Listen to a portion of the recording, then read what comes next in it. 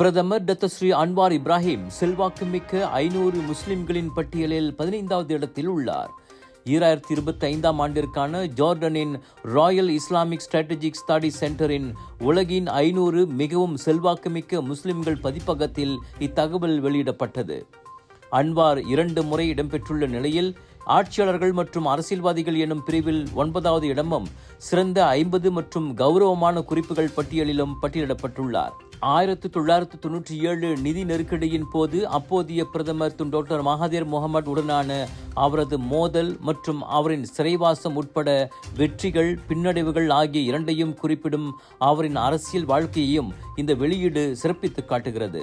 Penang Perak Kedah மக்களே, colors of India Vijay TV media பார்ட்னராக இணைந்து வழங்கும் பிரம்மாண்டத்தின் உச்சகட்டம் the largest northern international Deepavali expo CRC south Kedah Chinese recreation club Kulim கடாவில் 16 அக்டோபர்ல இருந்து 20 அக்டோபர் வரை.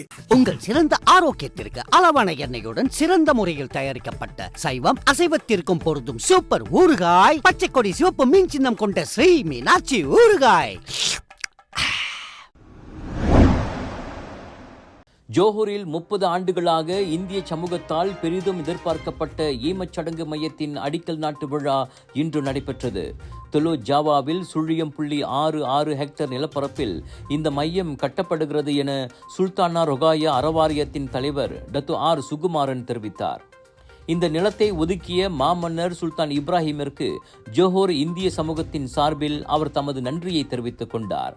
So saya juga mewakili tuan-tuan puan-puan semua komuniti India di negeri Johor ingin sekali lagi menjunjung setinggi-tinggi kasih kepada Kebawah Duli yang Maha Mulia Seri Paduka Baginda yang di-Pertuan Agong Sultan Ibrahim merupakan juga Tuanku Sultan Johor kerana mengurniakan tapak 0.66 hektar di tapak ini untuk membina satu tapak khairat kematian.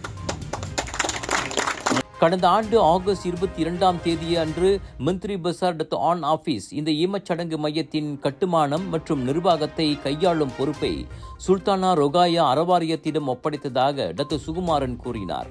கடந்த ஆண்டு அக்டோபரில் Johor பாரு நில அலுவலகத்திடமிருந்து ஒப்புதல் கடிதம் கிடைத்ததாகவும் நில வரி கட்டணமாக 10,530 ரிங்கிட் செலுத்தியதாகவும் அவர் தெரிவித்தார். சுத்தம் செய்யும் பணிகள் மேற்கொள்ளப்பட்டுள்ள நிலையில் விரைவில் கட்டுமான பணிகள் தொடங்கி அடுத்த ஆண்டு மே மாதத்திற்குள் நிறைவடையும் என்றார் அவர். இத்திட்டத்திற்கு மாநில அரசிடமிருந்து 1.224 மில்லியன் ரிங்கிட் ஒதுக்கீடு கிடைத்ததையும் அவர் சுட்டிக்காட்டினார். அதற்காக ஜோஹர் மந்திரி பசார் மாநில ஆட்சிக்குழு உறுப்பினர் ரவீன்குமார் ஆகியோருக்கு டத்து சுகுமாரன் நன்றியை தெரிவித்துக் கொண்டார். முழுமையாக கட்டி முடிக்கப்பட்ட பின் ஈமச்சடங்கிற்கான நிலையான இயக்க நடைமுறைகள் வெளியிடப்படும் என்றும் அவர் கூறினார். 2018 தொடங்கப்படவிருந்த இந்த மையம் பொது தேர்தலை தொடர்ந்து பரிசான் நேஷனல் மாநில அரசாங்கத்தின் வீழ்ச்சிக்கு பிறகு ஒத்திவைக்கப்பட்டது. அதன் பின்னர் 2022 தஞ்சோங் லங்சாட்டில் அடிக்கல் நாட்டு விழா நடந்தும் பாதுகாப்பு காரணங்களுக்காக தெலுக் ஜாவாவிற்கு இடம் மாற்றப்பட்டு இன்று அடிக்கல் நாட்டு விழா சிறப்பாக நடந்தேறியது. உணவு வளங்கள் தீர்ந்ததால் பெரும் பசியில் இருந்ததாக நம்பப்படும் ஒரு முதலை மலாக்கா ஆற்றில் உடும்பை வேட்டையாடிய வீடியோ வைரலாகியுள்ளது.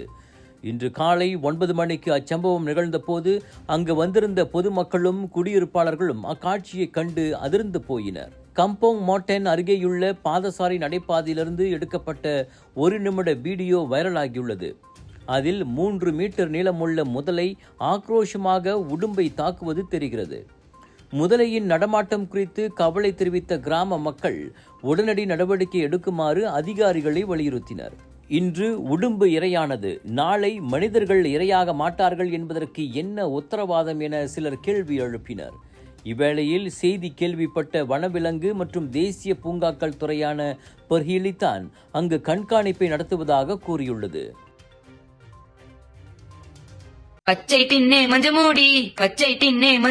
மலேசியா மக்களே, 24 வருடமாக உங்களின் மனதில் நீங்கா இடம் பிடித்திருக்கும் இந்த விளம்பரம் தீபாவளி நினைவுறுத்தும். இந்த குரலுக்கு சொந்தக்காரர் யார்? கண்டுபிடிப்பவர்களுக்கு 10,000 மதிப்புள்ள ரொக்கம். மேல் விவரங்களுக்கு www.enrico.com.my என்ற அகப்பக்கத்தை நாடுங்கள். ஜோஹர் சின்னாய் அனைத்துலக விமான நிலையம் அருகே சாலையோரத்தில் வைத்து ஒரு ஆடவர் சரமாரியாக தாக்கப்பட்ட சம்பவம் தொடர்பில் 7 சந்தேக நபர்கள் கைதாகியுள்ளனர். 25 முதல் 40 வயது வரையிலான அவர்கள் ஸ்கூடாய் மற்றும் ஜோஹர் பாரு சுற்று வட்டாரங்களில் நேற்றிரவு கைதானதாக கூலாய் மாவட்ட போலீஸ் தலைவர் தான் செங்லி தெரிவித்தார்.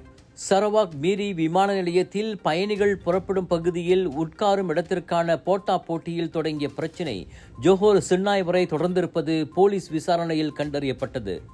டிசிஸ் ஜோஹோ என்ற முகநூல் பக்கத்தில் நேற்று முன்தினம் பதிவேற்றப்பட்டு வைரலான வீடியோவில் சாலையோரத்தில் அடாவடியில் இறங்கிய கும்பல் முன்பின் தெரியாத ஒரு ஆடவரை கடுமையாக தாக்குவது தெரிந்தது. பாதிக்கப்பட்ட நபரான 39 வயது ஆடவருக்கு அதில் சிராய்ப்பு காயங்களுடன் கீறல்களும் வீக்கமும் ஏற்பட்டன. கைதான 7 4 போதைப்பொருள் உள்ளிட்ட குற்றச்செயல்கள் தொடர்பில் பல்வேறு குற்றப்பதிவுகள் உள்ளன.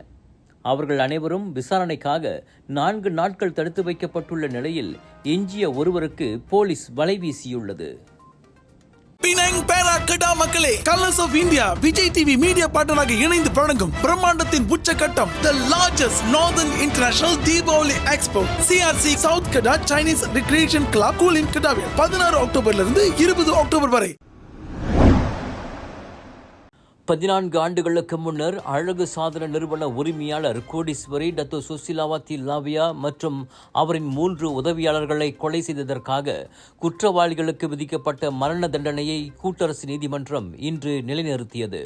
முன்னாள் வழக்கறிஞர் 55 வயதான பத்மநாபன் மற்றும் அவரின் தோட்ட தொழிலாளியான 33 வயதான தில்லை அழகன் தங்களுக்கு விதிக்கப்பட்ட தண்டனையை மறுபரிசீலனை செய்ய வேண்டும் என்ற மனுவை இன்று 3 நீதிபதிகள் கொண்ட குழு நிராகரித்தது. அதனைத் தொடர்ந்து இருவருக்கும் விதிக்கப்பட்ட மரண தண்டனையை அது நிலைநிறுத்தியது. இதனிடையே இந்த வழக்கில் தூக்கு தண்டனை விதிக்கப்பட்ட மற்றொரு நபரான 44 வயது காத்தவராயன் தாம் செய்து கொண்ட மேல்முறையீட்டு மனுவை இறுதி நேரத்தில் மீட்டுக் கொண்டார். ஆகையால் அவரின் மரண தண்டனையும் நிலைநிறுத்தப்பட்டது. அழகு சாதன நிறுவன உரிமையாளர் கோடீஸ்வரி சுசிலாவதி, அவரின் கார் ஓட்டுநர், வங்கி அதிகாரி உட்பட வழக்கறிஞர் என 4 கடந்த 2010ஆம் ஆண்டு ஆகஸ்ட் 30ஆம் தேதி இம்மூவரும் கொலை செய்ததற்காக 2013ஆம் ஆண்டு மே மாதம் ஷா ஆலம் உயர் நீதிமன்றத்தில் மரண தண்டனை விதிக்கப்பட்டது.